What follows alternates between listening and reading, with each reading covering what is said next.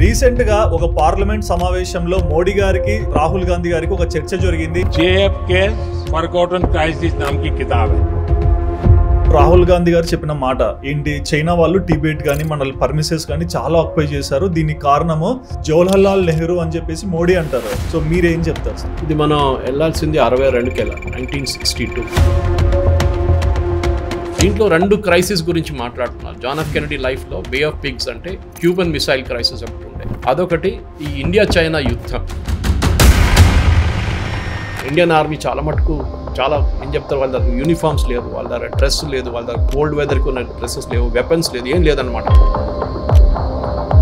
అక్సై చిన్లోనే నెహ్రూ గారు ఏమన్నారంటే, అప్పుడు పార్లమెంట్లో ఫేమస్ ఒక డిబేట్ జరిగింది, తల మీద ఎంటికల్లోనే లేని ప్లేస్ అది, అక్కడ ఎందుకు మనం వెళ్ళి కూర్చోవాలి, ఎందుకు మనం అక్కడ మన ఆర్మీని పెట్టాలి, వేస్ట్, అది తీసుకెళ్ళండి అని చెప్పేసి. 48,000 స్క్వేర్ కిలోమీటర్స్. జమ్మూ కాశ్మీర్ చూడడానికి చాలా బాగుంటుంది, కానీ దాని ఒకవైపు పాకిస్తాన్ తీసుకెళ్ళిపోయారు 48లో, ఇంకో వైపు ఏమో చైనా తీసుకెళ్ళిపోయారు 62లో. మన దగ్గర ఉన్న చిన్న ఒక పిజ్జా లాగా పీస్ ఉండిపోయింది మన దగ్గర అంతే. జాన్ ఎఫ్ కెనడీ గురించి, ఆయన రాసిన బుక్ గురించి, అంటే ఆయన ఏమేమి చెప్పారనే ఇన్ఫర్మేషన్ గురించి మోడీ గారు చెప్పారు కదా. సో దాని మీద తరువుగా చూస్తే ఈయన ఒక US president and youngest president అని విన్నాను. బట్ ఈయన చనిపోయాడా చంపబడ్డాడా? చంపబడ్డాడు. ఆయన చనిపోయిన దాంట్లో పోస్ట్మార్టం ప్రకారం బుల్లెట్ వచ్చింది ముంగట్టించి. అవును, కానీ లీ హార్వీ ఆస్వాల్డ్ ఉన్నది వెనక ఒక బిల్డింగ్ పై నుంచి కొట్టాడు. ఓకే, స్నైపర్ రైఫిల్ పెట్టి. ఆ ఇండో చైనా వార్ గురించి చెప్పారు కదా, ఆ టైంలో మన ఆర్మీ వాళ్ళకి బట్టలు లేవు, చెప్పులు లేవు, సరైన సదుపాయాలు జవహర్లాల్ నెహ్రూ అందించలేదని చెప్పారు. బట్ మనకి ఎయిర్ బేస్ కూడా ఉంది కదా. ఆ ఎయిర్ బేస్ కూడా మనం వాడుకోలేదు. Why sir? నెహ్రూ గారి దగ్గర అడగాలి. లాస్ట్ వాళ్ళు మన వైపు వచ్చి వాళ్ళు అటాక్ చేసినప్పుడు మన దగ్గర బట్టలు లేకుండే, మన సోల్జర్స్ -20, -30, -40 డిగ్రీస్లో ఆర్డినరీ డ్రెస్ వేసుకొని వెళ్ళబట్టి చాలామంది వెదర్తో చనిపోయారు. ఆయన తర్వాత కూడా చూడండి, లాల్ బహదూర్ శాస్త్రి గారు వచ్చారు, కానీ ఆయన టాష్కెంట్లో ఎట్లా చనిపోయారు ఎవరికి తెలియదు ఆ కథ. ఓకే, ఆయన బాడీకి పోస్ట్మార్టం కూడా చేయలేదు. ఆలోచించండి, ఒక ప్రధానమంత్రి ఒక ఫారిన్ కంట్రీలో చనిపోతే రాత్రి డిన్నర్ చేసిన తర్వాత బెడ్లో పనుకున్న మనిషి రాత్రి 3 గంటలకు లేచి దగ్గుతూ కింద పడి చనిపోయారు. అసలు ఎందుకు జరిగిందని సోవియట్స్ వాళ్ళు అన్నారంటే, మేము పోస్ట్మార్టం చేస్తా అంటే చేయకూడదని చెప్పారంటే. ఇక్కడ నుంచి భారతదేశం తీసుకొచ్చారు బాడీ, ఇక్కడ కూడా పోస్ట్మార్టం చేయలేదు. నిన్న కూడా ఎకనామిక్ టైమ్స్లో ఒక ఆర్టికల్ వచ్చింది, దాంట్లో కూడా కెనడీ నెహ్రూ గురించి చాలా మాట కూడా, అంటే చాలా మాట, అంత పెద్ద మాట అన్నారు. నిజంగా నెహ్రూ గారిని ఆ విధంగా మన ఈ ఓపెన్ ప్రోగ్రామ్ లో ఆ లాంగ్వేజ్ మనం వాడలేదు, కానీ చాలా వివరమైన లాంగ్వేజ్ వాడారు కెనడీ నెహ్రూ గురించి. ఇన్ని బ్లండర్స్ అవుతున్నాయి కదా, ఒకసారి చేస్తే తప్పు సార్, రిపీటెడ్గా చేస్తుంటే ఎనీ గ్రడ్జ్, అది ప్రాబ్లం. రిపీటెడ్గా చేస్తుంది, that means you are ineffective leader. ఒకసారి తప్పు ఎవరితోనే అవుతుంది. ఇట్లాంటి ఒక ఫ్యామిలీ కోసం, ఒక డైనాసిటీని కాపాడుకోవడానికి చేస్తున్న పనులు అన్నమాట. And this book which Modi గారు కోట్ చేసింది, ఈ book, this book also should be red. ఏం జరిగింది, చైనాని ఎందుకు ఇంత మనం ట్రస్ట్ చేసాం, చైనా మనని ఎట్లా వెనక నుంచి పొడిచింది, ఇదంతా దీంట్లో ఉందన్నమాట. అండ్ చైనాకి హెల్ప్ చేసింది ఎవరు? Hi viewers, welcome to Sudheer talks. నేను మీ హోస్ట్ సుధీర్ రెడ్డి. రీసెంట్గా ఒక పార్లమెంట్ సమావేశంలో మోడీ గారికి రాహుల్ గాంధీ గారికి ఒక చర్చ జరిగింది. అందులో రాహుల్ గాంధీ గారు ఒక పాయింట్ రైజ్ చేశారు, అంటే చైనాని ఆక్యుపై చేశారు, ఇదంతా గవర్నమెంట్ పట్టించుకోవట్లేదు అండ్ ఆర్మీకి కూడా సరైన సదుపాయాలు కూడా ఇవ్వట్లేదని ఒక స్టేట్మెంట్ ఇచ్చారు. బట్ దానికి బదులుగా మోడీ గారు ఒక డైరెక్ట్ క్వశ్చన్ ఇచ్చారు. అదేంటంటే JFK అని ఒక బుక్ ఉంది, అది చదువుకొని తర్వాత రండి అన్నారు. ఇంతగా ఆ బుక్ ఏంటి, ఆ బుక్లో ఏం రాశారు, అండ్ ఈ JFK పర్సన్ ఎక్కడి నుంచి వచ్చారు, చాలా డౌట్స్ అయితే మనలో ఉన్నాయి కదా. సో వీటన్నిటి పట్ల మన ప్రతి ఒక్క విషయం గురించి కూడా చెప్పడానికి మన ముందర సీనియర్ జర్నలిస్ట్ సురేష్ కొచ్చాటిల్ గారు ఉన్నారండి. 35 years ఆఫ్ ఎక్స్పీరియన్స్ ఉంది జర్నలిజంలో. మరి ఏం జరిగింది, ప్రతి ఒక్క విషయం కూడా మన ముందర సార్ని అడిగి తెలుసుకుందాం. నమస్తే సార్. నమస్కారం. ఎలా ఉన్నారు? బాగున్నారు సార్. మోడీ గారు, రాహుల్ గాంధీ గారు 2 different పార్టీస్ కాబట్టి స్ట్రైట్ ఫార్వర్డ్గా కొన్ని కమెంట్స్ పాస్ అవుతుంటాయి. బట్ నాకేంటంటే, ఒక పార్లమెంట్లో చాలామంది చూస్తుంటారు, అక్కడ ఒక కమెంట్ ఇస్తే దానికి రిప్లై ఇచ్చినా సరే ఒక స్ట్రాంగ్ ఇంపాక్ట్ చూపిస్తుంది. సో మీ ప్రకారము రాహుల్ గాంధీ గారు చెప్పిన మాట ఏంటి, చైనా వాళ్ళు టిబెట్ కానీ మన పర్మిసెస్ కానీ చాలా ఆక్యుపై చేశారు, దీనికి కారణము జవహర్లాల్ నెహ్రూ అని చెప్పేసి మోడీ అంటారు. సో మీరేం చెప్తారు సార్ ఆన్సర్? ఇది మనం వెళ్ళాల్సింది 62కి 1962. ఓకే, ఇప్పుడున్న జనరేషన్ చాలా మటుకు ఇప్పుడంటే చాలామంది, నేను పుట్టింది 62లో నేను, సో నాకు దాని గురించి మాట్లాడటం నాకు కూడా తెలియదు అప్పుడు ఏం జరిగింది అనేది. కానీ తర్వాత చదువుకున్న తర్వాత మీడియాలో వచ్చిన తర్వాత చాలా చదివాను, దీని గురించి రీసెర్చ్ చేశాను, మనం మాట్లాడాము కూడా. ఇన్ఫ్యాక్ట్ నేను చైనా ఇండియా బ్యాటిల్ జరిగిన ప్లేస్ లదాఖ్లో అక్కడ వెళ్ళాను కూడా, ఒక సంవత్సరం ముందు ఆ ఏరియా దగ్గర వెళ్ళాను. దాంట్లో almost half of Ladakh China తీసుకెళ్ళిపోయారు, అట్లీస్ట్ 1/3 అని చెప్పొచ్చు మనం ఈజీగా. అంటే అప్పుడు జమ్మూ కాశ్మీర్ ఉండే, కాశ్మీర్ ఒకవైపు పాకిస్తాన్ తీసుకెళ్ళిపోయారు 48లో, ఇంకో వైపు ఏమో చైనా తీసుకెళ్ళిపోయారు 62లో. సో టెక్నికల్ చూడంగానే చాలా బాగుంటుంది జమ్మూ కాశ్మీర్, కానీ దాని మన దగ్గర లేదు చాలా మటుకు ఏరియాస్, 1/3 ఉంది మన దగ్గర. దాంట్లో వ్యాలీ కాశ్మీరు, మిగతా ల్యాండ్ జమ్మూలో ఉంది. ఇటువైపు ఏమో లదాఖ్ ఉంది. ఇప్పుడు Ladakh union territory, Kashmir union territory with state legislature. కానీ లదాఖ్ ఇప్పుడంటే ఎందుకు లదాఖ్ని ఎవరు పట్టించుకోవట్లేదు అంటే చాలా మటుకు డెజర్ట్ ఏరియా, అంటే మొత్తం ఒక డెజర్ట్ లాగా ఉంటుంది. కానీ చాలా కోల్డ్ వెదర్, స్నో అవుతుంది రెగ్యులర్గా, అక్కడ -30 డిగ్రీల దాకా వెళ్తుంది టెంపరేచర్. సో 62లో ఈ వార్ జరిగినప్పుడు, చైనా ఇండియా యుద్ధం జరిగినప్పుడు, నెహ్రూ గారు అప్పుడు ఇండియన్ ఆర్మీ చాలా మటుకు చాలా ఏం చెప్తారు, వాళ్ళ దగ్గర యూనిఫామ్స్ లేరు, వాళ్ళ దగ్గర డ్రెస్ లేదు, వాళ్ళ దగ్గర కోల్డ్ వెదర్కి ఉన్న డ్రెస్సెస్ లేవు, వెపన్స్ లేదు, ఏం లేదనమాట. వాళ్ళ ఆయుధాలు ఏం లేదు ఇండో చైనా వారికి, ప్రిపేర్డ్గా లేరు ఇండియా ఆ టైంలో. మన డిఫెన్స్ మినిస్టర్ కృష్ణ మేనన్ ఒక ఆయన ఉన్నారు, నెహ్రూ ఆయన చాలా క్లోజ్ ఇద్దరు. నెహ్రూకి చాలా పెద్ద ఇది ఇచ్చారు, చైనా వస్తే ఏంటి నేను చూసుకుంటాను, అది ఇది మా ఆర్మీ అంతా రెడీ ఉన్నారని చెప్పి. యాక్చువల్లీ మన వాళ్ళు రెడీ లేరు ఆ టైంలో. ఎందుకంటే 62లో మన దగ్గర ఆయుధాలు ఏమి ఎక్కువ లేకుండే. ఆ టైంలో రష్యా యుఎస్ నడిమిట్లోనే కోల్డ్ వార్ నడుస్తుంది. అప్పుడు రష్యా కాదు, యుఎస్ఎస్ఆర్, యూనియన్ ఆఫ్ సోషల్, అప్పుడు మనకందరికి తెలుసు అది. సో యుఎస్ఎస్ఆర్కి యుఎస్కి కోల్డ్ వార్ నడుస్తున్న టైంలో మీరు ఇటువైపు ఉంటే మీకు అటువైపు నుంచి ఆయుధాలు రావు, అటువైపు ఉంటే ఇటువైపు నుంచి ఆయుధాలు. సో భారతదేశంలో కొంచెం క్లోజర్ టు సోవియట్ యూనియన్ ఉండే ఆ టైంలో, బ్రెజ్నవ్ కానీ దానికన్నా ముందు క్రుష్చోవ్ టైం నుంచి. కానీ ఈ యుద్ధం జరిగిన తర్వాత, ఆ యుద్ధం నుంచి మన దగ్గర నుంచి ఆల్మోస్ట్ 1/3 ఏరియా పోయిన తర్వాత ఇప్పుడు అక్సై చిన్ అంటారు పాకిస్తాన్, 48,000 స్క్వేర్ కిలోమీటర్స్, అది చైనా దగ్గర ఉందన్నమాట. అక్సై చిన్ అంటారు చైనా వాళ్ళు. అక్సై చిన్లోనే నెహ్రూ గారు ఏమన్నారంటే, అప్పుడు పార్లమెంట్లో ఫేమస్ ఒక డిబేట్ జరిగింది, ఈ తల మీద ఎంటికల్లోనే లేని ప్లేస్ అది, అక్కడ ఎందుకు మనం వెళ్ళి కూర్చోవాలి, ఎందుకు మనం అక్కడ మన ఆర్మీని పెట్టాలి, వేస్ట్, అది తీసుకెళ్ళనియండి అని చెప్పేసి. ఎవరు చెప్పరు, ఏ దేశమైనా కానీ ఎంత ఏం లేనున్న చోటు ఉంటే కూడా వాళ్ళు ధర ఉంచుకుంటారు. వాళ్ళు మన దేశం అంటే మన దేశం కాదు. కానీ నెహ్రూ పట్టించుకోలేదు. సో అప్పుడు ఏదో ఒక పార్లమెంట్ ఆయన పేరు మర్చిపోయాను, ఆయన అన్నారు నా తల మీద ఒక జుట్టు కూడా లేని తల కోసేయాలని అడిగారు. లాజిక్ అన్నమాట. సో ఈ స్టేట్మెంట్ ఎందుకు వచ్చిందంటే, రాహుల్ గాంధీ రిపీటెడ్గా చెప్తూనే ఉంటారు, చైనా వచ్చి మన వైపు కూర్చుంది, చైనా వచ్చి. మీరు మీ great grandfather 40,000 square kilometres చైనాకి ఇచ్చిన తర్వాత, అంటే ఆల్మోస్ట్ హర్యానా సైజ్, ఒక హర్యానా పంజాబ్ ప్రాంతంలో ఆ సైజు మీరు చైనాకి ఇచ్చేశారు. దాని తర్వాత మీరు చైనా వాళ్ళు ఇక్కడికి వచ్చారు. మన గల్వాన్ క్లాష్ తర్వాత మన అందరికీ తెలుసు, గల్వాన్లో జరిగిన ఘర్షణ తర్వాత చాలా మట్టుకు అక్కడిక్కడ వీళ్ళ చైనా ఇండియాకి నడిమిట చాలా ఘర్షణ జరిగింది అప్పుడు. దాని తర్వాత ఇప్పుడు సెక్రటరీ లెవెల్ టాక్స్, దాని తర్వాత ఎన్ఎస్ఏ లెవెల్ టాక్స్ జరిగిన తర్వాత, ఫారిన్ మినిస్టర్ లెవెల్ టాక్స్ జరిగిన తర్వాత చైనా చాలా మటుకు విత్డ్రా చేసుకున్నారు అక్కడి నుంచి. యాక్చువల్లీ ఏరియాలో పెట్రోలింగ్ పాయింట్స్ ఉంటుంది, అది ఎప్పటి నుంచో భారతదేశం కానీ చైనా కానీ అగ్రీ చేయట్లేదు. ఇప్పుడు కాదు, 1960 నుంచే ఇండియా చైనా నడిమిట్లో అగ్రిమెంట్ లేదు. చైనా ఏమంటారు, మేము అసలు లద్దాఖ్ మొత్తం మాదే అంటున్నారు. ఇప్పుడు అరుణాచల్ ప్రదేశ్ కూడా అంటారు వాళ్ళు, ఎప్పుడు ఇదంతా మాదే అంటారు. Tibet part of Tibet, technically Tibetans, లద్దాఖ్లో ఉండేది అందరు టిబెటియన్సే. అవును. సో వాళ్ళు ఏమంటున్నారు, చూడండి మీ దగ్గర ఉన్న వాళ్ళు టిబెటియన్స్, మళ్ళీ మీరు ఎట్లా అంటారు భారతదేశం అని, మీ చోట మీ వైపు అంటే ఎట్లా అయిపోతారు వాళ్ళు అంటారు. కానీ మనం ఎప్పటి నుంచో టిబెటియన్స్ మన వైపు ఉన్నారు. దలైలామా ఇండియాకి అసైలం తీసుకొచ్చినప్పుడు కూడా 1960లో, ఆ టైంలో కూడా మనం చూసాం చాలా మటుకు టిబెటియన్స్ ఆయనతో వచ్చారు. సో బౌద్ధ మతం నేను వెళ్ళాను చెప్పినట్లు, నేను అక్కడ వెళ్ళినప్పుడు చూశాను, అక్కడ ఫుట్బాల్ గ్రౌండ్ ఆడుతున్నాను, world's highest level football ground, అది 12,000 feet ఎంతో ఫుట్బాల్ గ్రౌండ్లో ఫుట్బాల్ ఆడుతున్నారు. మనలాంటి వాళ్ళు అక్కడ ఎక్కువసేపు ఉండలేము, ఎందుకంటే మన ఆక్సిజన్ చాలా తక్కువ ఉంటుంది మన లంగ్స్కి. వాళ్ళ డిఫరెంట్ ఉంటుంది, వాళ్ళ ఆక్సిజన్ లంగ్స్ కొంచెం పెద్దది ఉంటుంది, వాళ్ళకి ఆక్సిజన్ ఈజీగా బ్రీత్ చేయగలరు ఆ హైట్లో కూడా. టిబెట్లో లేలో, నేను లే గురించి టిబెట్ కాదు లేలో మాట్లాడుతున్నాను. టిబెట్ అయితే చైనా చేతిలో ఉందన్నమాట. సో లేలో ఏమైతుందంటే, ఇప్పుడు ఈ పర్టికులర్ ఈ రాహుల్ గాంధీ స్టేట్మెంట్ ఇప్పుడు కాదు, ఇప్పటి నుంచి చెప్తున్న వస్తున్నారు. యాక్చువల్లీ మన ఆర్మీని కొంచెం డిమోటివేట్ చేస్తున్నారు ఆయన, కొంచెం కాదు చాలా డిమోటివేట్ చేస్తున్నారు. మన ఆర్మీకి అసలు ఏం తెలియదు, మన ఆర్మీ కొట్లాడలేరు, అది కావాలని చెప్పి మోదీ గారి మీద ఇస్తున్నారు. మోదీ గారు ఏం సపోర్ట్ చేయట్లేదు. ఈ ఆర్మీకి కమాండర్ లెవెల్లో ఉంటుంది, అక్కడ ఎవరున్న ఆ చోట్ల వాళ్ళు డిసిషన్స్ తీసుకుంటారు. ఓవరాల్ పెద్ద లెవెల్లో అంటే ఫారిన్ సెక్రటరీ లెవెల్లో, ఫారిన్ మినిస్టర్ లెవెల్లో టాక్స్ నడుస్తుంది. ప్రధానమంత్రితో చిన్న దాంట్లో ఇన్వాల్వ్ కారు. చైనా వాళ్ళు ఏం చేస్తారంటే, ఇక్కడికి వచ్చి ఇక్కడ 6 kilometers ఉంటారు, దాని తర్వాత 6 kilometers వెనకకి వెళ్ళిపోతారు. అక్కడ ఒక లైన్ అనేది లేదు. మనం ఇండియా బంగ్లాదేశ్ బార్డర్ కానివ్వండి, ఇండియా పాకిస్తాన్ బార్డర్ అంటే ఒక బార్డర్ ఉంది రెగ్యులర్గా. ఫెన్సింగ్ చైనా వైపు ఏం లేదు, ఫెన్సింగ్ వేయలేము అక్కడ. అలాంటి చోట 15,000 16,000 ఫీట్ హైట్లో మేము మాట్లాడుతున్నాం. అక్కడ ఏమి ఫెన్సింగ్ చేస్తారు. ఇండియా బంగ్లాదేశ్ కొన్ని రివర్స్ ఉన్నాయి, కొన్ని పోతున్నాయి. ఆ రివర్స్ తోని మనం బార్డర్ మార్క్ చేసుకుంటాం. ఓకే. సో నడుస్తూ ఉంటుంది. వాళ్ళు ఇక్కడికి వస్తారు, మనం అక్కడికి వెళ్తారు. ఇప్పుడు ఆల్రెడీ అగ్రీ కూడా చేసుకున్నారు. కానీ ఈ పెట్రోలింగ్ పాయింట్స్ మీద కావాలని చెప్పి మోదీ గారిని తీసినప్పుడు మోదీ గారు ఒక స్టేట్మెంట్ ఇచ్చారు. బాబు నువ్వు ఒక పని చేయి, ఒక పుస్తకం ఉంది చదువుకో. అప్పుడు మీ గ్రేట్ గ్రాండ్ ఫాదర్ నెహ్రూ గారు ఏం చేశారు లద్దాఖ్తోని మీరు మాట్లాడుతున్నారు కదా, దాని గురించి ఏం చేశారు ఒకసారి అర్థం చేసుకోముందని చెప్పి. ఇప్పుడు కూడా రాహుల్ గాంధీ మన చేతి నుంచి 40,000 స్క్వేర్ కిలోమీటర్స్ వెళ్ళిందని చెప్పట్లేదు, దాని గురించి మాట్లాడలేదు. ఎందుకంటే అది వాళ్ళ తప్పు తెలుసు చాలా మటుకు. కానీ ఏదో 2 స్క్వేర్ కిలోమీటర్ ఇక్కడ రాగానే చైనా వచ్చి కూర్చుంటారు. అరే మీరే ఇచ్చారు కదా మొత్తం లద్దాఖ్ వాళ్ళకి.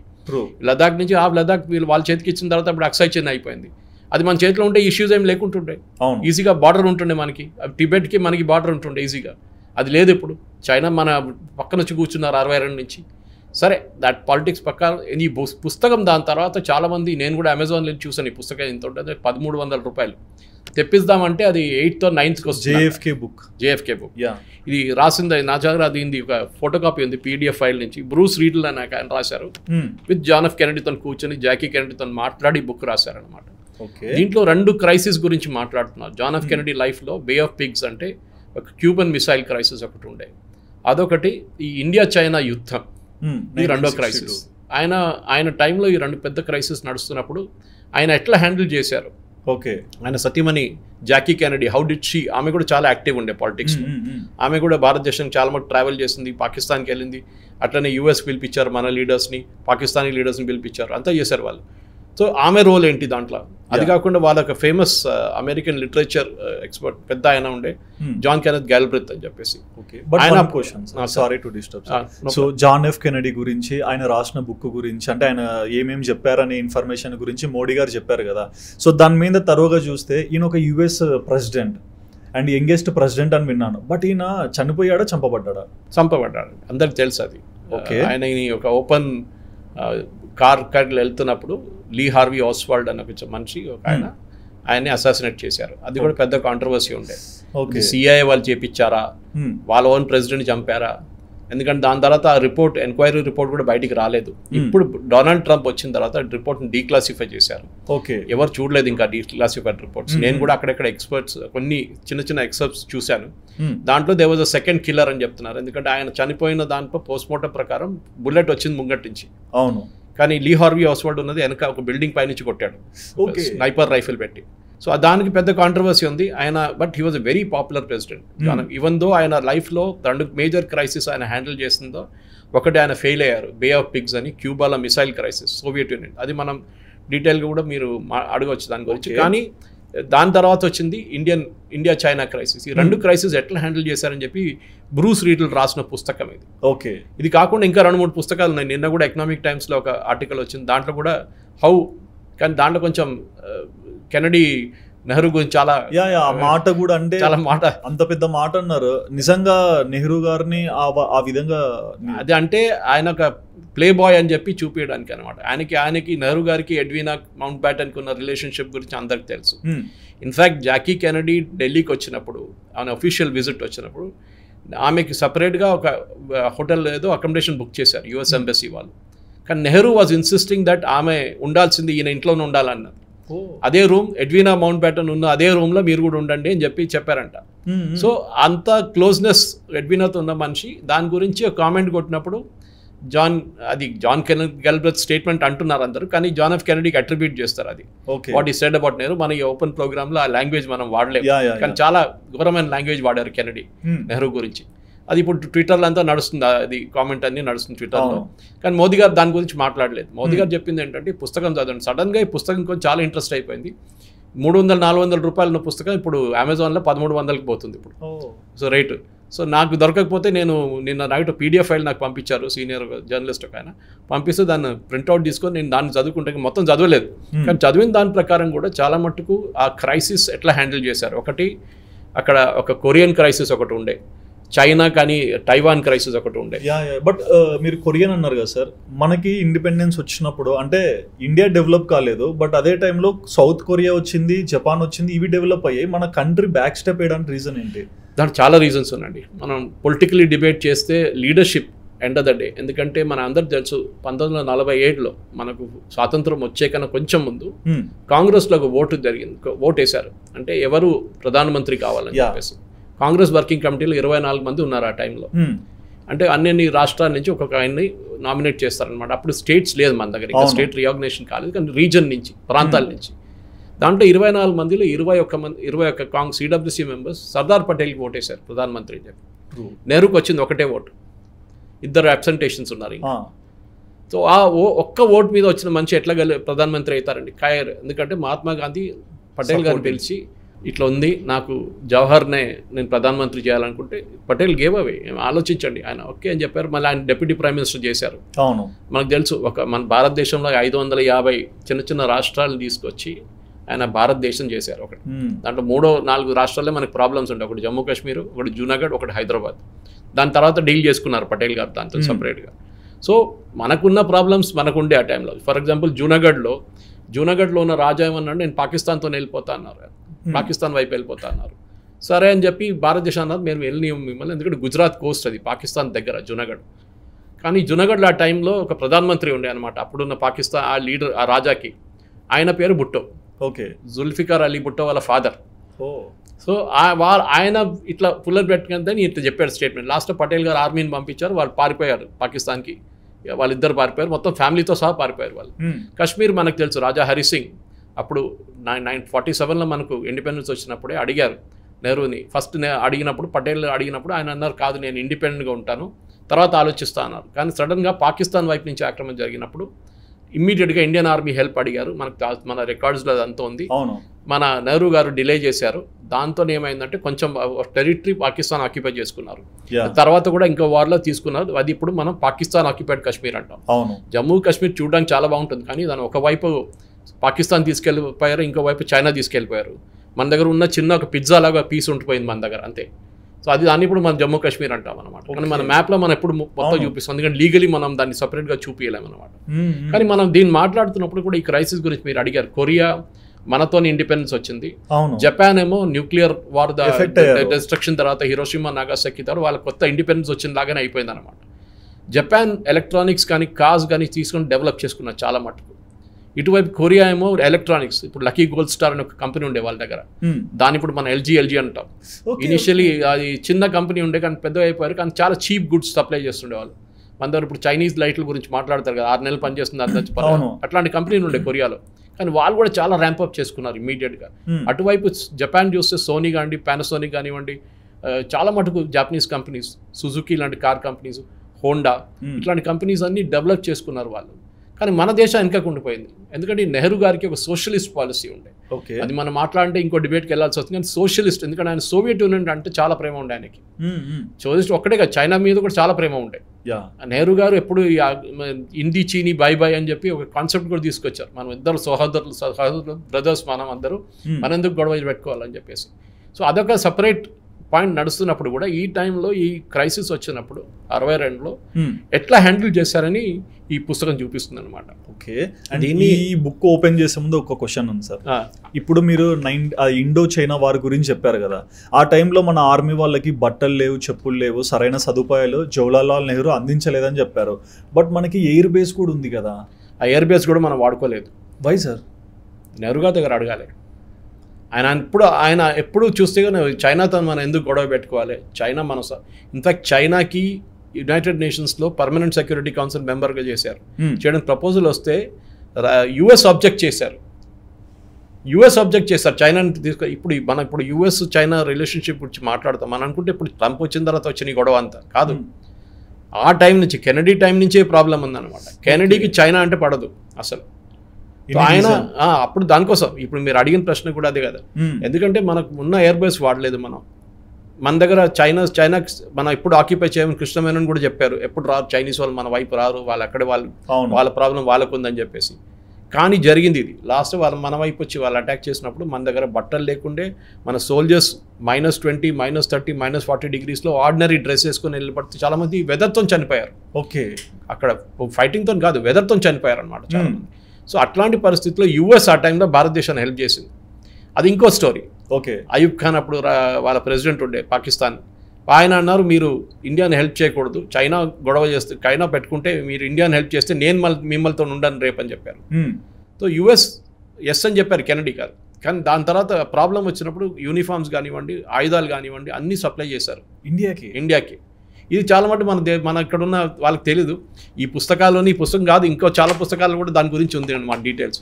స్పెసిఫిక్గా ఈ ఇండియా పాకిస్తాన్ రైవల్రీ కానివ్వండి, ఇండియా చైనా రైవల్రీ ఈ పుస్తకంలో చాలా డీటెయిల్డ్గా ఇచ్చారు, ఎట్లా హ్యాండిల్ చేశారని. అది చాలా మన దగ్గర ఉన్న స్టూడెంట్స్ స్పెషలీ, అది కాకుండా పాలిటిక్స్లో ఇంట్రెస్ట్ ఉన్న వాళ్ళు కూడా ఈ పుస్తకం చదువుకోండి. ఎవరికైనా పీడిఎఫ్ ఫైల్ కావాలంటే నా దగ్గర ఉంది, ఎందుకంటే 1300 రూపాయలు పెట్టి అందరు కొనలేరు. పీడిఎఫ్ ఫైల్ కావాలంటే నాకు వాట్సాప్లోనో ఈమెయిల్లోనో మీరు ఇచ్చేస్తే లింక్ ఇచ్చేస్తే నేను డిస్క్రిప్షన్లో అయినా మెన్షన్ చేద్దాం సార్. సో అదనమాట. సో ఈ కెనడీ గారు హ్యాండిల్ చేసిన 2 క్రైసిస్ నేను చెప్పాను, బే ఆఫ్ పిగ్స్ అని ఒకటి, అది క్యూబన్ మిసైల్ క్రైసిస్ అంటారు. అదేం జరిగిందంటే ఈ యుఎస్ఎస్ఆర్కి కోల్డ్ వార్ చాలా చెప్పాను కదా, చాలా పెద్ద కోల్డ్ వార్ ఉండే వాళ్ళని. వాళ్ళు అస్సలు వీళ్ళిద్దరు టచ్లో ఉండరు, అసలు ఏం చేయరన్నమాట. సపరేట్ బ్లాక్స్, ఒక సపరేట్ బ్లాక్, ఇది ఒక సపరేట్ బ్లాక్. ఓకే, ఇప్పుడు ఒకటే బ్లాక్ ఉంది యుఎస్. సోవియట్ యూనియన్ పోయింది మొత్తం, వాళ్ళు రష్యా అయిపోయింది, దాని తర్వాత వాళ్ళు కూడా వీక్ అయిపోయారు. సో అప్పుడు బైపోలార్ వరల్డ్ ఉండి ఇప్పుడు యూనిపోలార్ అయిపోయింది. ఈ బైపోలార్ వరల్డ్లో మీరు డెఫినెట్గా ఈ యుఎస్కి ఎప్పుడు రష్యా మీద అనుమానం ఉంది, వీళ్ళు ఏం చేస్తారు. రష్యన్స్ ఫస్ట్ శాటిలైట్ పంపించారు, రష్యన్స్ ఫస్ట్ లాంగ్, వీళ్ళు కూడా కొంచెం అమెరికా వాళ్ళు పరిశాన్ అయిపోయారు, ఏంట్రా ఇట్లా మేము వెనకబడిపోయాము. సో క్యూబన్ మిసైల్ క్రైసిస్ ఎందుకు వచ్చింటే యుఎస్ఎస్ఆర్ వాళ్ళు న్యూక్లియర్ ఆయుధాలు తీసుకొచ్చి క్యూబాలో పెట్టారు. మన అందరికీ తెలుసు ఫిడెల్ కాస్ట్రో ఉండే, ఇప్పుడు Cuba is a communist country, అక్కడ తీసుకొచ్చారు. క్యూబా అంటే అమెరికా చాలా దగ్గర. ఓకే, అక్కడి నుంచి మీరు ఈ న్యూక్లియర్ మిసైల్స్ ఫైర్ చేస్తే, ఆ టైంలో ఉన్న న్యూక్లియర్ మిసైల్స్ కెపాసిటీ ఫైర్ చేస్తే కూడా యూఎస్కి మేజర్ సిటీస్ కొట్టేస్తారు. ఆ పరిస్థితికి వచ్చిందన్నమాట. సో సడన్గా జాన్ ఎఫ్ కెనడీకి ఇన్ఫర్మేషన్ వచ్చింది వాళ్ళ ఇంటెలిజెన్స్ సోర్స్ నుంచి, వీళ్ళు అక్కడ క్యూబాలో మిసైల్స్ తీసుకొచ్చి పెట్టారని. ఇమీడియట్గా రష్యాతోని ఒక ఆల్మోస్ట్ వార్కి వచ్చేసాయి. యుద్ధం ఎప్పుడు జరుగుతుందని అట్లా వచ్చింది న్యూక్లియర్ వార్. అది కూడా న్యూక్లియర్ వార్లు ఎవరు బతకరండి. అవును, చాలా క్లియర్. ఆక్సిజన్ కూడా తీసుకోలేదు. అదే న్యూక్లియర్, ఇప్పుడు మన హీరోషిమా నాగాసాకి అంటే జపాన్ దగ్గర ఏం లేకుండే రిటర్న్ కొట్టడానికి, వాళ్ళు రిటర్న్ కొడితే యూఎస్ ఉండరు, అంతే సంగతి. Nuclear war they are no winners అంటారు, only it is a threat weapon, అంతే. నా దగ్గర ఉంది చూసుకో అని చెప్పడానికి, అంతే. ఎవరు వాడరు దాన్ని. సో ఇమీడియట్గా యూఎస్ రియాక్ట్ అయ్యి మీరు 24 గంటల్లో 36 గంటల్లో 45 గంటలు టైం ఫ్రేమ్ ఇచ్చారు, 72 hours you have to remove all the missiles on their. అది చాలా స్టాండ్ ఆఫ్ ఉండే, పెద్ద టెన్స్ స్టాండ్ ఆఫ్. ఇప్పుడు ఉన్న రిసర్చర్స్ కూడా చాలామంది తెలియదు, కానీ ఆ టైంలో one of the biggest crisis Bay of Pigs, Cuban missile crisis. లాస్ట్లో రష్యా విత్డ్రా చేసుకున్నారు మిసైల్స్. కానీ that prove to be a big disaster for Kennedy, political disaster. ఎందుకంటే మీరు రష్యా ఇట్లా చేస్తున్నారని మీకు తెలియదు. సో సిఐఏలో కూడా చాలా మటుకు మార్పులు వచ్చాయి దాని తర్వాత. సిఐఏ ఎట్లా డిటెక్ట్ చేయలేదు దీనంతా. ఇప్పుడు మన దగ్గర ఉన్న రా అంటారు, రీసెర్చ్ అండ్ అనాలిసిస్ వింగ్ కానివ్వండి, మన మిలిటరీ ఇంటెలిజెన్స్ కానివ్వండి. కార్గిల్లో జరిగినప్పుడు చాలామంది చెప్పారు మీకేంటి తెలియదు అక్కడ వచ్చి కూర్చున్నారంటే, మనకు తెలియదు అప్పుడు. Which was a failure, intelligence failure. కానీ దాని తర్వాత మనం పాకిస్తాన్ వాళ్ళని తరిమి కొట్టి అక్కడ బయటకు తీసేసాం వాళ్ళు. అవును. కానీ క్యూబన్ మిసైల్ క్రైసిస్ తర్వాత కెనడీది చాలా మటుకు ఎఫర్ట్ భారతదేశం వైపు వచ్చింది అనమాట. అది మోదీ గారు చెప్పారు. రాహుల్ గాంధీ ఈ బుక్ చదువు, ఆ బుక్లో ఉంటుంది ఏం జరిగింది ఇండియా చైనా నడిమిట్లని. ఈ బుక్లో చాలా క్లియర్గా ఉంది, మీరు ఒకసారి చదివితే మీకు తెలిసిపోతుందని చెప్పారు. కానీ డీటెయిల్స్లో వెళ్ళలేదు దీంట్లో. డీటెయిల్స్లో వెళ్తే చాలా మటుకు సిచ్యువేషన్స్ అండ్ జెన్యున్ సిచ్యువేషన్, ఇది ఏదో కథ రాసిన కథ కాదు, ఇది డైరెక్ట్లీ జాకీ కెనడీ కానివ్వండి, జాన్ ఎఫ్ కెనడీ మాట్లాడి వాళ్ళు చెప్పిన దాని ప్రకారం చాలా మటుకు.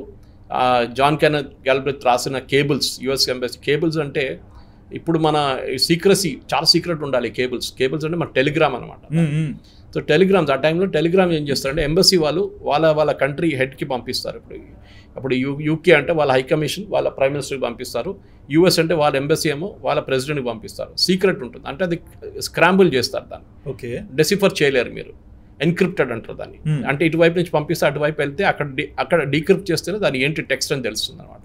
సో రెగ్యులర్గా cables through out the day వెళ్తుంటారు. ఒక్కొక్క ఇష్యూ మీద వాళ్ళు కామెంట్ చేస్తుంటారు అంబాసిడర్ ఇక్కడ నుంచి. సో జాన్ గెల్బ్రెత్ పంపించిన చాలా మటుకు ఆ టైంలో నెహ్రూ గారి మీద మీరు చేసిన కామెంట్లు చాలా మన ఇది వాడలేము, అంత లాంగ్వేజ్ చెప్పారు ఆయన నెహ్రూ గురించి. That how weak he was as a prime minister, ఆయనకున్న బ్యాడ్ హ్యాబిట్స్ ఏంటి, దాన్ని ఆయన రెగ్యులర్గా వీళ్ళకి పంపిస్తుండే. అండ్ ఎప్పుడు యుఎస్ ప్రెసిడెంట్ వైఫ్ ఎప్పుడు ఇన్వాల్వ్ కాదు, కానీ నేను దేనికన్నా ముందు కూడా చెప్పాను. అవును. కానీ Jackie Kennedy was a very ఏం చెప్తారు, politically she was very aware. Okay, ఆమె ఇండియాకి వచ్చింది ఒకసారి విజిట్లో, ఒకసారి మన వాళ్ళు అక్కడికి వెళ్ళారు. ఒకసారి ఒక పెద్ద డిప్లొమాటిక్ ఇన్సిడెంట్ కూడా జరిగింది. నెహ్రూ గారు అక్కడ వచ్చినప్పుడు విజిట్కి వచ్చినప్పుడు వీళ్ళు లెదర్ బ్యాగ్ గిఫ్ట్గా ఇచ్చారనమాట, లెదర్ ఫ్రేమ్ లాగా. కానీ అది మన ఆవు దాంతో తయారు చేస్తారు కదా లెదర్, అది తెలియదు వాళ్ళకి. సడన్గా జాన్ గ్యాల్బ్రిత్ తెలిసిపోయింది అది. ఆయన ఇమ్మీడియట్లీ దాన్ని విత్డ్రా చేసి ఫోటో ఫ్రేమ్స్ ఇచ్చారు లాస్ట్లో. నెహ్రూ గారి ఇంటికి తీసుకెళ్తే అక్కడ చూస్తే మేడ్ ఇన్ ఇండియా ఉంది దాని వెనక. సో అది ఇంకో స్టోరీ అనమాట. సో ఆమె కూడా ఈ జాన్ ఎఫ్ కెనడీ గారితో కూర్చొని కేబుల్ చదువుతుండే. సో అట్లనే చాలా మట్టుకు ఆమెకు వచ్చిన న్యూస్ కూడా ఆమె ఈ బుక్లో చెప్పారు ఆమె. కానీ డీటెయిల్డ్ అనాలిసిస్, ఎందుకంటే మనం దీని గురించి మాట్లాడుకుంటూ పోతే మనకు చాలా టైం పడుతుంది అనలైజ్ చేయడానికి. But top points basically how Nehru failed అనమాట. అప్పుడు చౌవన్లాయ్ కానివ్వండి, మావో కానివ్వండి, వీళ్ళతో నెగోషియేట్ చేసేది. ఎందుకు ఫెయిల్ అయ్యారు, ఎందుకు చైనా మీద ఇంత ప్రేమ ఉండే ఈ నెహ్రూ డైనాసిటీకి ఇప్పుడు కూడా ఉంది చూడండి. అవును, దానికోసం మోదీ గారు కనెక్షన్ తీసుకొచ్చారు ఇమీడియట్గా. మనందరూ తెలుసు చైనాతోని ఒక అగ్రిమెంట్ సైన్ చేశారు ఎవరు, రాజీవ్ గాంధీ ఫౌండేషన్. అది మనం అందరు చూసాం ఫోటోగ్రాఫ్. సోనియా గాంధీ, రాహుల్ గాంధీ సైన్ చేస్తున్నారు. దట్ ఈస్ 300 కోట్లు చైనీస్ ఇచ్చారంట రాజీవ్ గాంధీ ఫౌండేషన్కి రీసెర్చ్ చేయడానికి. ఒఫీషియల్ ఇది, అన్అఫీషియల్గా ఎంత ఇచ్చారో తెలియదు కానీ ఒఫీషియల్గా 300 కోట్లు ఇచ్చారని చెప్పి అగ్రిమెంట్ సైన్ చేసాం రీసెర్చ్ చేయడానికి, ఇండో చైనా ప్రాజెక్ట్స్ మీద రీసెర్చ్ చేయడానికి. మనకు చైనాతో మనకు గొడవ అంటే ఏంటంటే, మనకి ఇప్పుడు యూఎస్ చూస్తున్నాం, మనం కొత్త ప్రెసిడెంట్ ట్రంప్ వచ్చిన తర్వాత టారిఫ్ పెట్టారు చైనా మీద, 10% టారిఫ్లు పెట్టారు. ఎందుకంటే యూఎస్కి చాలా మటుకు చైనా మీద కోపం ఏంటంటే, మ్యానుఫ్యాక్చరింగ్ బేస్ అయినప్పటి నుంచి వాళ్ళ ప్రోడక్ట్స్ అంతా వీళ్ళు గుంజుకొని అక్కడ తయారు చేస్తున్నారు, అక్కడి నుంచి యూఎస్ పంపిస్తున్నారు. అది ఎలక్ట్రిక్ కార్స్ ఉండొచ్చు, బ్యాటరీస్ ఉండొచ్చు, మిగతా అన్ని అవుటర్ కాంపోనెంట్స్ ఉండొచ్చు. మ్యానుఫ్యాక్చరింగ్లో చైనా చాలా ముందుకుంది, అది మనం డినై చేయలేము. అది మన ఫెయిలియర్ కూడా. నెహ్రూది సోషలిస్ట్ మోడల్ వచ్చి ప్లానింగ్ కమిషన్ తీసుకొచ్చిన తర్వాత గొడవ అదంతా. 91లో నరసింహరావు గారు వచ్చిన తర్వాత మన మొత్తం ఓపెన్ అప్ చేసినప్పుడు, ఎకానమీ ఓపెన్ అప్ చేసినప్పుడు, లిబరలైజేషన్ తీసుకొచ్చినప్పుడు మన దేశం మారిందన్నమాట. కానీ ఆ ఒక 47 to 91 we last a huge time. ఒక 30-40 సంవత్సరాలు 50 సంవత్సరాలు మనం వీ లాస్ట్, వెనకబడిపోయి చాలా వెనకబడిపోయాయి మనం. అదే టైంలో మీరు కొరియన్ మోడల్ కానీ జాపనీస్ మోడల్ కానీ ఫాలో అయితే భారతదేశం ఇంకా ఎప్పుడో ఉంటుండే. ఇప్పుడు 3rd లార్జెస్ట్ ఎకానమీ అని ఇప్పుడు మాట్లాడుతున్నాం. 14లో మన్మోహన్ సింగ్ గారు ఆఫీస్ నుంచి దిగినప్పుడు India was among the 5 fragile economies, అంటే చాలా డేంజరస్ ఎకానమీస్లో ఉండే ఇండియా. మనకు గుర్తు చంద్రశేఖర్ గారు ప్రధానమంత్రిగా ఉన్న టైంలో మన దేశం నుంచి బంగారం తీసుకెళ్ళి లోన్ కోసం పెట్టుకున్నాం లండన్లో. ఇప్పుడే తీసుకొచ్చారు మొన్నది అంత ఆ పరిస్థితికి వచ్చేసాం మనం. 2 వారాల దగ్గర ఫారిన్ ఎక్స్చేంజ్ లేకుండా మన దగ్గర క్రైసిస్. ఇప్పుడు 600 బిలియన్ ఉంది మన దగ్గర, no problem. Foreign exchange crisis major ఉండే.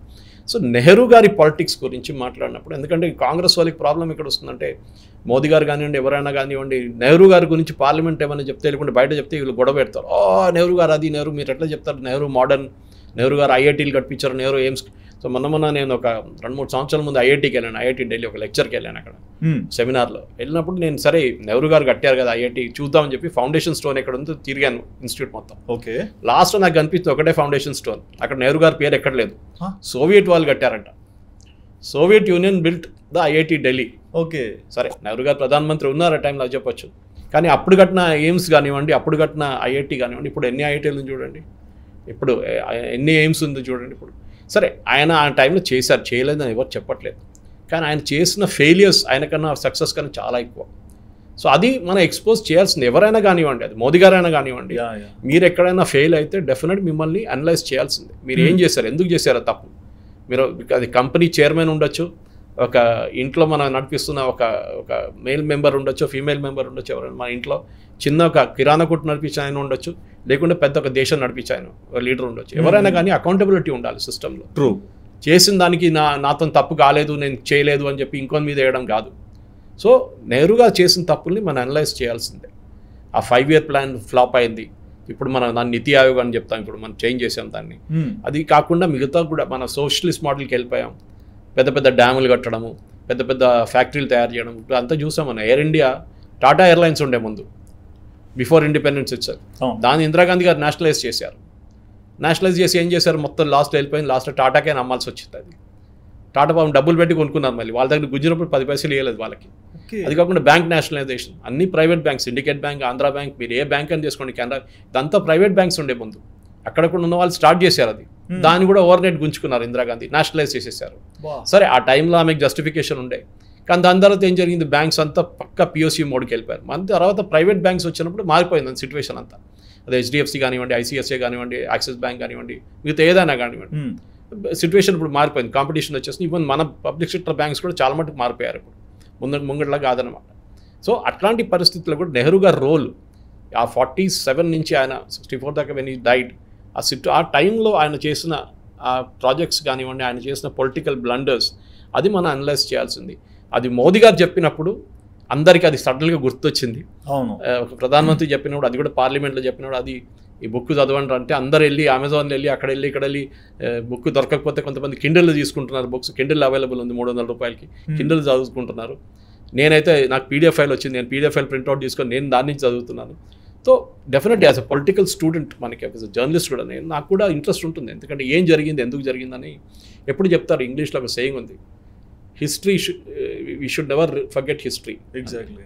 ఎందుకంటే if you forget your history you will condemn to repeat it. అంటే మీరు హిస్టరీ మర్చిపోతే మళ్ళీ ఇదే అబద్ధం మళ్ళీ రావచ్చు హిస్టరీలో. సో వీ షుడ్ నో చైనాతో జరిగిన గొడవ ఎందుకు 62లో జరిగిందని చెప్పి ఇప్పుడు 2025లో జరగదని ఏం లేదు కదా. ఇప్పుడు కూడా నడుస్తుంది చైనాతో మనకున్న గొడవ, కానీ మనం సార్ట్అవుట్ చేసుకున్నాం చాలా మటుకు. ఎందుకంటే చైనాకు యూఎస్ అని గొడవ ఉంది, మనతో కొన్ని క్లోజ్ అయితే వాళ్ళకి బాగుంటుందని వాళ్ళది. అదే సేమ్ టైం యూఎస్ ఏమనుకుంటా, చైనా ఇండియా క్లోజ్ కాకూడదు. ట్రూ. అదే కెనడీది ప్రాబ్లం ఉండే, same issue Kennedy had.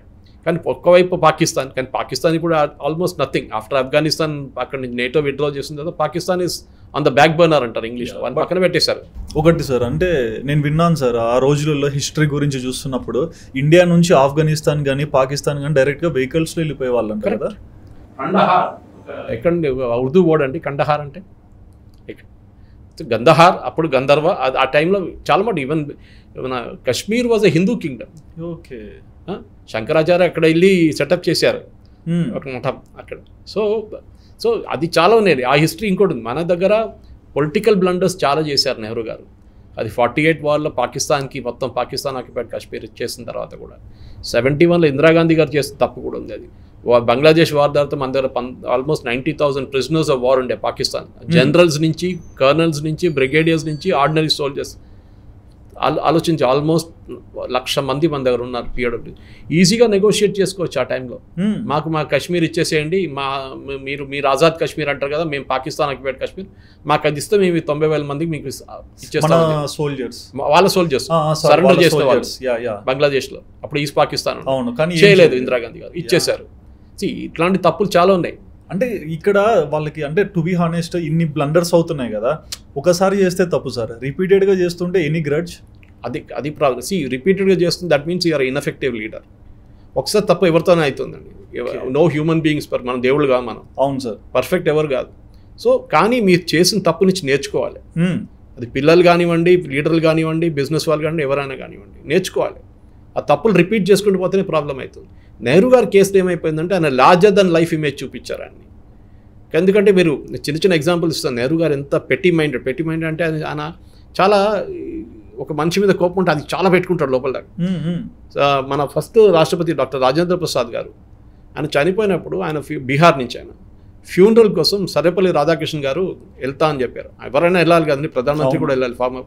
Nehru అన్నారు, నేను రాను, నేను ఒక ఫ్లడ్ రిలీఫ్ కలెక్షన్కి గుజరాత్కు ఎక్కడికి వెళ్తున్నాను, రాజస్థాన్కి వెళ్తున్నాను, నేను రానని చెప్పారు. ఆలోచించాడు ప్రధానమంత్రి. సో రాధాకృష్ణ గారు చెప్పారు, నేను వెళ్తున్నాను, ఎట్లా నా ఎయిర్క్రాఫ్ట్లో మీరు కూడా రావచ్చు అంటే, నేను రాను, మీరు కూడా వెళ్ళకూడదు అన్నారంట. ఒఫీషియల్ లెటర్ ఉంది. ఆయన ప్రెసిడెంట్ సర్వేపల్లి రాధాకృష్ణ గారు రాష్ట్రపతి, ఆయన కూడా చెప్పారు మీరు వెళ్ళకూడదు, ఫ్యూనరల్ డాక్టర్ రాజేంద్ర ప్రసాద్ ఫ్యూనరల్కి మీరు వెళ్ళకూడదండి. ఆలోచించండి ఎట్లా చెప్తారండి. అది అంత కోపం ఉండే ఆయనకి, రాజేంద్ర ప్రసాద్. ఆయన కాదు, అందరి మీద. సోమనాథ్ టెంపుల్ కట్టినప్పుడు ఇనాగ్రేషన్, సోమనాథ్ టెంపుల్ సర్దార్ వల్లభాయ్ పటేల్ మళ్ళీ దాన్ని 16 సార్లు దాన్ని పలగొట్టారు. ఖిల్జీ నుంచి అందరు చేశారు, అది గజ్నీ నుంచి అందరు. సో దాన్ని మళ్ళీ అంత ప్రాణ ప్రతిష్ఠ చేసి మళ్ళీ చేసిన తర్వాత ఇనాగ్రేషన్కి పిలిచి అందరిని పిలిచారు. నెహ్రూ గారిని పిలిచారు, అందరిని పిలిచి అప్పుడు రాష్ట్రపతిగా ఈయన ఉండే, రాజేంద్ర ప్రసాద్ గారు ఉండే. నెహ్రూ లెటర్ రాశారు రాజేంద్ర ప్రసాద్కి, మీరు వెళ్ళకూడదు ఇనాగ్రేషన్కి. ఆలోచించండి, ఒక మన సోమనాథ్ టెంపుల్ అంటే మనకి ఇండియన్ హిస్టరీలో చాలా పెద్ద మూమెంట్ అది. It was a changing time అనమాట. ఎన్నిసార్లు మీరు మమ్మల్ని మా ఏ గుడి పలగొట్టినా మళ్ళీ మేము కడతాం దాన్ని అని చెప్పడానికి. అక్కడ కూడా వెళ్ళొద్దని చెప్పారు రాజేంద్ర ప్రసాద్ గారి దగ్గర. నేను వెళ్ళను, మీరు కూడా వెళ్ళకూడదు. ఒక్క క్యాబినెట్ మినిస్టర్ని వెళ్ళలేదు నెహ్రూ. అప్పుడు కూడా రాజేంద్ర ప్రసాద్ గారు చెప్పారు, నువ్వు నీ ఒపీనియన్ నాకు వద్దు, నేను వెళ్తున్నాను చెప్పి వెళ్ళారు ఆయన. ఓకే, బట్ ఈ నెహ్రూని ఎందుకు ఈ వేరే వాళ్ళు కొంచెం కంట్రోల్ చేయలేకపోయారు? ఆ టైంలో ఎవరు ఉన్నారు కంట్రోల్ చేయడానికి? ఓకే, పటేల్ గారు ఒకరే ఉన్నారు. అవును, ఆయన ఈ డైట్ ప్రతి ఎర్లీ. ఎగ్జాక్ట్లీ. గాంధీ గారు ఏమో అప్పుడే వెళ్ళిపోయారు. ఓకే ఇండిపెండెన్స్ కాగానే ఆయన హీ వాజ్ అవుట్. దాని తర్వాత ఎవరున్నారు కంట్రోల్ చేయడానికి? ఈ బికేమ్ డెస్పాట్ అనమాట. అంటే ఆయన తర్వాత కూడా చూడండి లాల్ బహదూర్ శాస్త్రి గారు వచ్చారు, కానీ ఆయన కూడా ఆయన టాష్కెంట్లో ఎట్లా చనిపోయారు ఎవరికి తెలియదు ఆ కథ. ఓకే ఆయన బాడీకి పోస్ట్ మార్టం కూడా చేయలేదు. ఆలోచించండి, ఒక ప్రధానమంత్రి ఒక ఫారిన్ కంట్రీలో చనిపోతే రాత్రి డిన్నర్ చేసిన తర్వాత బెడ్లో పనుకున్న మనిషి రాత్రి 3 గంటలకు లేచి దగ్గుతూ కింద పడి చనిపోయారు. అసలు ఎందుకు జరిగిందని సోవియట్స్ వాళ్ళు అన్నారంటే మేము పోస్ట్ మార్టం చేస్తా అంటే చేయకూడదని చెప్పారంటే ఇక్కడి నుంచి. భారతదేశం తీసుకొచ్చారు బాడీ, ఇక్కడ కూడా పోస్ట్ మార్టం చేయనీయలేదు. నేను చెప్పట్లేదు, పటేల్ వాళ్ళ ఆయన మెమోయిస్లో ఉంది, లాల్ బహదూర్ శాస్త్రి వాళ్ళ ఫ్యామిలీ స్టేట్మెంట్లో కూడా ఉంది. సో ఇట్లాంటి ఒక ఫ్యామిలీ కోసం ఒక డైనాసిటీని కాపాడుకోవడానికి చేస్తున్న పనులు అన్నమాట అదంతా. సో నెహ్రూ గారి గురించి మాట్లాడంగానే నెహ్రూ గారి గురించి చెప్పకూడదు అని చెప్పి ఖర్గే గారు లేస్తారు, వీళ్ళందరూ లేస్తారు. సో అది ఎందుకు? సరే మాతోనేమో తప్పైందా? 62 తప్పైంది, కరెక్ట్. 40,000 స్క్వేర్ కిలోమీటర్లు పోయింది. చైనా వాళ్ళు ఇప్పుడు వస్తున్నారు పోతున్నారు, మనం వాళ్ళతో ఇండియన్ మీరు ఆర్మీ మీద ఒక డౌట్ వేస్తున్నారు. ఇది అంతా ఇప్పుడు కూడా కాదు, వీకే సింగ్ జనరల్గా ఉన్నప్పుడు మీరట్ నుంచి కొన్ని ట్రక్కులు ఢిల్లీ వైపు వచ్చిందంట, 45 ట్రక్కులు. అది రెగ్యులర్ వాళ్ళది మూవ్మెంట్, ఒక యూనిట్ ఇంకో యూనిట్ మూవ్ అవుతుందంట. అప్పుడు మన దగ్గర ఉన్న ఒక డిఫెన్స్ మినిస్టర్, మన దగ్గర ఒక మినిస్టర్, అది ఎవరు క్లియర్గా ఎప్పుడు కూడా బయటకు రాలేదు, పిలిచి స్టేట్మెంట్ ఇచ్చారంట శేఖర్ గుప్తా గారికి, జర్నలిస్ట్, ఇప్పుడు ప్రింట్ నడిపిస్తాడు కదా ఆయనకి స్టేట్మెంట్ ఇచ్చారంట, ఇది మీరు this is a place where coup is going to take place in India అని చెప్పి. ఆలోచించండి, కూ అంట అంటే ఆర్మీ డెమోక్రటిక్ గవర్నమెంట్ ఇది పాకిస్తాన్లో జరుగుతుంది చూడండి, అట్లా ఆఫ్రికాలో చాలా రాష్ట్రాలు నడుస్తుంది అట్లా. So this is a blunder which happened at that time. ఇట్లాంటి ఎందుకంటే వీకే సింగ్కి కాంగ్రెస్కి పడదు ఆ టైంలో. ఓకే ఈ వాజ్ జనరల్, ఈ was chief of army staff. ఆయన ఇప్పుడు బీజేపీలో చేరాడు, అది ఇంకో మాట, అది ఎంపీ అయ్యారు, మినిస్టర్గా కూడా ఉన్నారు ఆయన. కానీ ఇట్లాంటి ఈ ప్రొటెక్ట్ చేయడము తప్పులైతే తప్పు అయిందని చెప్పడం దాంట్లో ఏ ప్రాబ్లం లేదు. కానీ నెహ్రూ గారిని లార్జర్ దెన్ లైఫ్ ఇమేజ్ అంటాం మన ఇంగ్లీష్లో. ఏదో పెద్ద పని చేశారు, అది చేశారు, ఎవరు డినై చేయట్లేదు. కానీ ఆయన చేసిన తప్పులు కూడా మనం డిబేట్ చేయాల్సిందే. And this book which Modi గారు కోట్ చేసింది, ఈ book, this book also should be red. Every Indian should read it. ఎందుకంటే దాంట్లో చాలా మటుకు నెహ్రూ గారి గురించి కాదు, దాని గురించి ఉంది. కానీ అక్కడ ఏం జరిగింది, చైనాని ఎందుకు ఇంత మనం ట్రస్ట్ చేసాం, చైనా మనని ఎట్లా వెనక నుంచి పొడిచింది, ఇదంతా దీంట్లో ఉంది అన్నమాట. అండ్ చైనాకి హెల్ప్ చేసింది ఎవరు ఆ టైంలో చైనాని నెహ్రూ అప్పుడు కూడా అన్నారంట, యుద్ధం టైంలో కూడా ఎందుకు చైనా చాలా ఇంత మంచి వాళ్ళు అది ఇదని చెప్పి. కెనడీ హెల్ప్ చేస్తే కూడా వద్దని చెప్పారు. ఆలోచించండి, మిమ్మల్ని వాళ్ళకి యునైటెడ్ నేషన్స్లో పర్మనెంట్ సెక్యూరిటీ కౌన్సిల్ సీట్ ఇవ్వకూడదు అంటే Nehru said no give it to China అన్నారంట. ఎందుకు ఇంత ప్రేమ? Friendly bonding. మనకి ఇచ్చారు, మనకు ఆఫర్ చేశారు, వద్దని చెప్పారు. ఆలోచించండి, ఇప్పుడు 5 ఉన్నారు కదా పర్మనెంట్ సెక్యూరిటీ కౌన్సిల్ మెంబర్స్, దాంట్లో మనకు ఆఫర్ చేశారు, ఫస్ట్ వద్దని చెప్పారంట నెహ్రూ గారు, చైనాకి ఇవ్వండి అని చెప్పారంట. అంటే ఆయనకి చైనాతో ఇంత ప్రేమ ఎందుకు ఉందో అర్థం కావట్లేదు. అదే చైనా నెహ్రూ టైంలోనే మన 40,000 స్క్వేర్ కిలోమీటర్లు తీసుకెళ్ళిపోయారు. దాని తర్వాత జరిగిన వార్లో కూడా ఓడిపోయాం మనం 64లో. సో ఇట్లాంటి చాలా ఉన్నాయి కేసెస్. కానీ ఆ రోజు చేసిన 3 రోజుల ముందు నెహ్రూ గారు మన మోదీ గారు చేసిన కామెంట్ నెహ్రూ గారి గురించి, అప్పుడు డిబేట్లో ఒక పాయింట్ వచ్చినప్పుడు అప్పుడు రాహుల్ గాంధీకి అన్నారు, ఈ పుస్తకం చదవండి ఒకసారి, అప్పుడు మీకు అర్థమవుతుంది. ఆయన చదువుతాడో లేదో ఇంకా మనకు తెలియదు. కానీ చాలా మటుకు ఇక్కడున్న హిస్టరీ స్టూడెంట్స్ కానివ్వండి, ఇక్కడ నార్మల్ సిటిజన్స్ కూడా ఈ పుస్తకం, ఇప్పుడున్న ఈ బుక్ గురించి చాలామంది మాట్లాడుతున్నారు, చాలామంది అడుగుతున్నారు కూడా ఈ బుక్ గురించి. So this is what it is. దీంట్లో క్లియర్ చెప్పారు, for 4 weeks in 1962 the most dangerous days of the cold war అని చెప్పి, Cuban missile crisis and the flash point between India and China, how John F Kennedy handle it. అది ఈ పుస్తకంలో ఉందన్నమాట. The author his name is Bruce Riedel రాశారు. John F Kennedy కూడా ఎక్కువగా Bill Clinton గారిని ఫాలో అవుతారని విన్నా. బిల్ క్లింటన్ జాన్ ఎఫ్ కెనడీని, అది other way around. Bill Clinton గారు చిన్నప్పుడు ఉన్నప్పుడు స్టామర్ చేస్తుండే. స్టామర్ అంటే తెలుగులో కొంచెం మాట్లాడడం. తో వాళ్ళ మదర్ ఏం చేశారంటే, బిల్ క్లింటన్ వాళ్ళ mother John F Kennedy speeches, John F Kennedy was a great speaker, ask what you can do for your country, what not what your country can do for you అనేది చాలా పెద్ద statement ఉండే John F Kennedy. అట్లాంటి speeches ఆయన చాలా legendary ఉండే John F Kennedy speeches. Wonderful public speaker. ఆయన speeches అంతా తీసుకొచ్చి VHS క్యాసెట్లో ఆ టైంలో బిల్ క్లింటన్కి వాళ్ళ మమ్మీ స్టామరింగ్ హ్యాబిట్ ఎవరు చెప్పారంటే, డాక్టర్ ఇట్లాంటి స్పీచెస్ పెట్టండి, ఆయన చూసి మాట్లాడితే ఆయన స్టామరింగ్ వెళ్ళిపోతుందని. ఓకే, అట్లా అయిందంట. ఈ స్టాప్ స్టామరింగ్. ఆయన కంటిన్యూస్గా John F Kennedy speeches repeat చేస్తుండే వర్బాటిమ్. దాని తర్వాత ఆయన John F Kennedy bad habits కూడా ఆయన పికప్ చేసుకున్నాడు, అది ఇంకోటి. కానీ ఇది మంచిది. ఆయన జాన్ ఎఫ్ కెనడీని ఒక ఇమేజ్గా పెట్టుకుని, ఇప్పుడు కూడా జాన్ ఎఫ్ కెనడీ అనగానే కెనడీ ఫ్యామిలీ అంటే కూడా చాలా కాంట్రవర్షియల్గా ఉన్నారు. US లో కొంతమంది చనిపోయారు, కొంతమంది చంపేశారు, అన్నీ ఉన్నాయి. కొంతమంది స్కాండల్స్లో ఎంప్లాయ్ అయ్యారు. ఇప్పుడు Robert Kennedy he's become the health secretary నా. అట్లాంటి చాలా వాళ్ళ ఫ్యామిలీ చాలా ఫేమస్ ఇప్పుడు కూడా యూఎస్. కెనడీ ఫ్యామిలీ అంటే మన దగ్గర ఇప్పుడు వీళ్ళు నెహ్రూ ఫ్యామిలీ, గాంధీ ఫ్యామిలీ అంటాం చూడండి, అట్లానే అక్కడ ఒక ఫ్యామిలీ ఉండేది అనమాట, కెనడీ ఫ్యామిలీ. కానీ మనలాగా వాళ్ళు ఒకరి తర్వాత ఒకరు రాలేదు. వాళ్ళ దాంట్లో జాన్ ఎఫ్ కెనడీ గారు ఒక్కరే ఉన్నారు, దాని తర్వాత ఎవరు ప్రెసిడెంట్ కాలేదు వాళ్ళ ఫ్యామిలీలో. And he's the youngest president. He was one of the youngest. Sir ఇంకొకటి సార్, మన ఇండియాలో ట్యాక్స్ లిన్ స్టేట్ ఒకటి ఉందని విన్నాను, ఒకసారి మీరే. దానికి మన డిబేట్ సంబంధం లేదు కానీ చెప్పొచ్చు, సిక్కిం. ఎందుకు సార్ సిక్కింకి ట్యాక్స్ లేదు? సిక్కిం ఒక ఇండిపెండెంట్ కంట్రీగా ఉండే 1975 అనుకుంటాను అప్పుడు దాకా. సో ఒక టైంలో వాళ్ళు చైనాతో వర్క్ చేస్తున్నాను విన్నప్పుడు భారతదేశం యాక్టివ్ అయ్యి అప్పుడున్న పొలిటికల్ లీడర్షిప్ డిసిషన్ తీసుకున్నారు. ఓకే, వీళ్ళని పర్సువేట్ చేసి భారతదేశంలో విలీనం చేద్దాం అని చెప్పేసి. వాళ్ళు రావడానికి వాళ్ళు సహకరించారు మామూలుగా. ఎందుకు వస్తారు వాళ్ళు, ఇండిపెండెంట్ కంట్రీ చైనాతో వెళ్ళిపోతామేమన్నారు. ఎందుకంటే ఆ టైంలో చైనా దగ్గరే కదా, టిబెట్లోనే ఉందన్నమాట అది. కానీ వాళ్ళు కూడా టిబెటియన్ బుద్ధిజం అదన్నీ ఫాలో చేస్తారు అటువైపు కూడా. బుద్ధిజం వాళ్ళ బేసిక్ రిలీజియన్, భూటాన్ లాగా పక్కన. సో భూటాన్, సిక్కిం అంతా ఫారిన్ కంట్రీస్ ఉండే ఆ టైంలో, నేపాల్ లాగా, నేపాల్ పక్కన నేపాల్.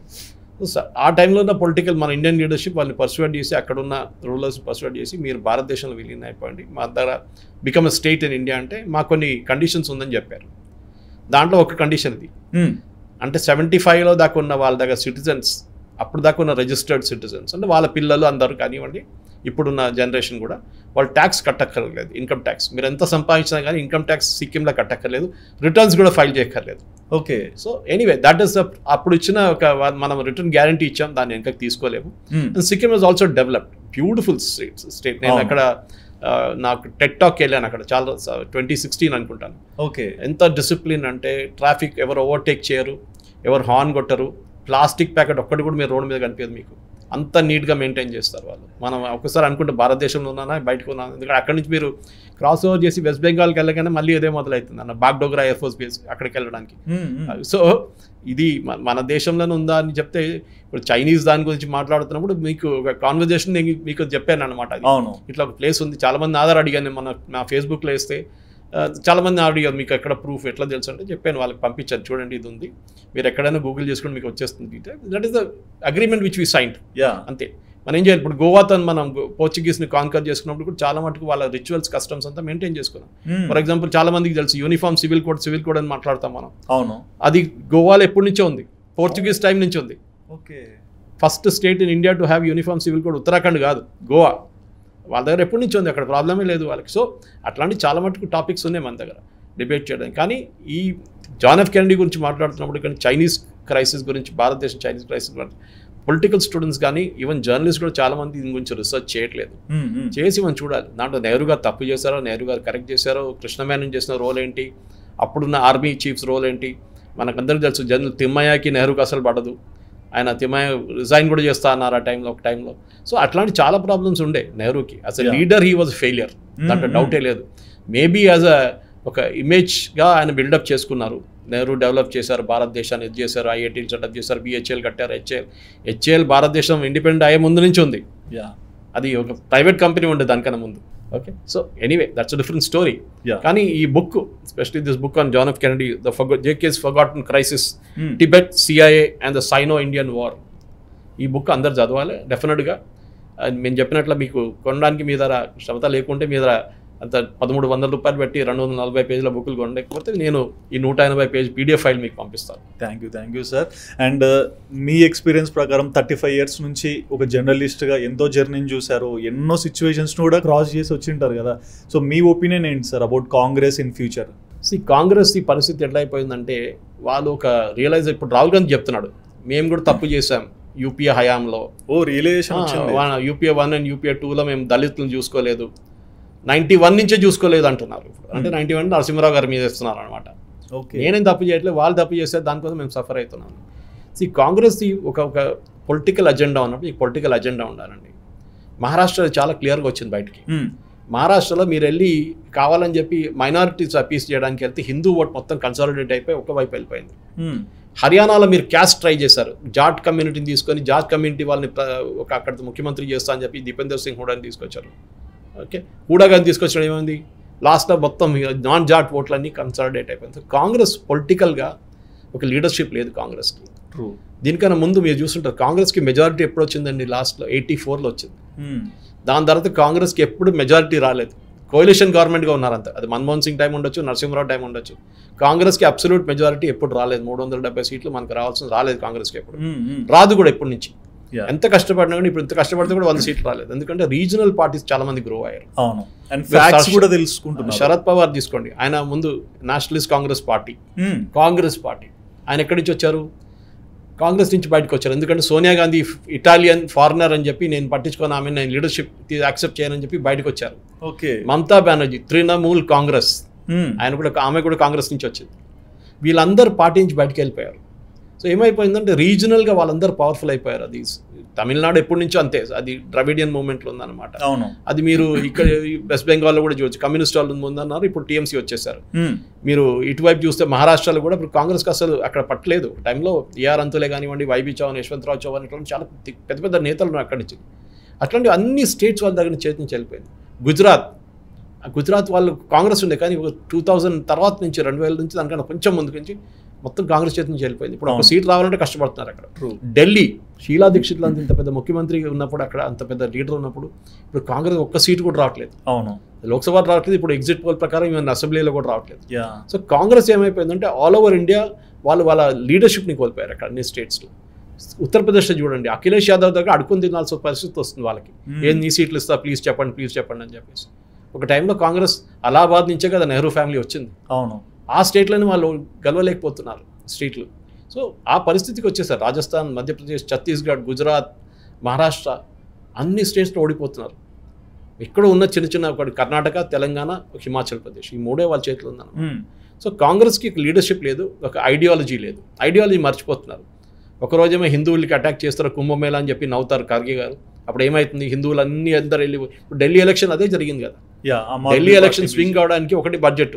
నెక్స్ట్ మీరు వెళ్ళి 40 కోట్ల మంది ఇండియన్స్, భారతీయులు వెళ్ళి కుంభమేళాలో చేస్తున్నారు. ఇంకా కాలేదు, మహాశివరాత్రి దాకా ఉంటుంది. అవును, కానీ మీరేం చేశారు, వాళ్ళ మీద నవ్వుతున్నారు. అక్కడ వెళ్ళి మీరు డుక్కి కొడితే పాపాలని వెళ్ళిపోతుందా? అదే 40 కోట్ల మంది అంటే టోటల్ ఇండియా ఓటింగ్ పాపులేషన్ 100 కోట్లు. దాంట్లో 70% ఓటింగ్ చేస్తే కూడా 70 కోట్లు. 70 కోట్ల 40 కోట్ల మంది వచ్చి స్టాండ్ చేసి వెళ్ళారు అక్కడ. అవును, మీరు వాళ్ళని మాక్ చేస్తున్నారు, వాళ్ళ బిలీఫ్ని మాక్ చేస్తున్నారు. అంటే వాళ్ళు మర్చిపోతారా? మర్చిపోరు. వాళ్ళు మా మీద నవ్వారు ఖర్గే అని చెప్పి వాళ్ళు వెళ్ళి ఓటేస్తారు. ఇప్పుడు అది జరిగింది అనమాట ఢిల్లీలో కూడా. తెలియదు మనకు, ఫైనల్ రిజల్ట్ వచ్చేటప్పుడు 8కి తెలుస్తుంది. కానీ ఒక ఇది నెక్స్ట్ రాబోయే ఎలక్షన్ బీహార్లో వాళ్ళు మన బడ్జెట్లో వాళ్ళు కొంచెం ఎక్స్ట్రా ఇస్తే వీళ్ళందరూ కలిసి బీహార్ బడ్జెటా, యూనియన్ బడ్జెటా అని చెప్పి బీహార్ వాళ్ళు మర్చిపోతారా? రేపు మీరు బీహార్కి వెళ్ళి ఇదే బీహార్ ఓటర్ దగ్గర ఓట్లు అడుగుతారు కదా, అప్పుడు వాళ్ళు చెప్తారు మీరు మా మీద నవ్వారు కదా, మొన్న మా మీద ఏడ్చుకున్నారు కదా, మాకు ఇచ్చారని చెప్పేసి. నిర్మలా సీతారామన్ గారు ఏదో కొంచెం అక్కడ ఇక్కడ ఒక ఐఐటి కానీ ఒక ఎయిర్పోర్ట్ ఇస్తే మీరు నవ్వుతున్నారు మా మీద, మీరు ఏడ్చుకున్నారు మా మీద, మేము మర్చిపోం మిమ్మల్ని అని చెప్పి ఈ తప్పులు చేస్తున్నాం. Basic mistakes. ఇంకో మూడోది లీడర్షిప్ లేదు. రాహుల్ గాంధీ ఎన్ని ఎలక్షన్ ఓడిపోయినా కానీ ఉన్నారు. మన దగ్గర ఒక విరాట్ కోహ్లీ కానివ్వండి, ఇంకా ఎవరైనా క్యాప్టెన్ ఉన్నా కానీ, రోహిత్ శర్మ కానీ ఒక 5 సార్లు ఓడిపోతే క్యాప్టెన్షిప్ని తీసేస్తారు. ఇప్పుడు చూసారు మీరు. అది కాకుండా ఆయన ఎంత ఓడిపోతే ఆయనే లీడర్. అది ఒక అకౌంటబిలిటీ లేదు. అథారిటీ ఉంది, అకౌంటబిలిటీ లేదు. అది Congress basic problem. But thank you so much sir. అంటే తెలియని హిస్టరీ గురించి మీ ఎక్స్పీరియన్స్లో కూడా చాలా మాటలు మాకు ఈరోజు ఇంటర్వ్యూలో చెప్పినందుకు. సో చూసారు కదండి, సో సార్ చెప్పిన మాటలు విన్నాక నెహ్రూ గారి గురించి చాలా విషయాలు అయితే ఇంటర్వ్యూలో అర్థమయ్యాయి కదా. మరి ఈ ఇంటర్వ్యూ చూసాక, సార్ చెప్పిన మాటలు విన్నాక మీకు ఏమనిపించింది, అండ్ కాంగ్రెస్ పార్టీ పట్ల కానీ హిస్టరీ పట్ల కానీ మీకు ఏమైనా అవగాహన ఉంటే ఖచ్చితంగా మీరు కమెంట్ సెక్షన్లో మెన్షన్ చేయండి. And please do subscribe our channel Sudheer talks for more updates.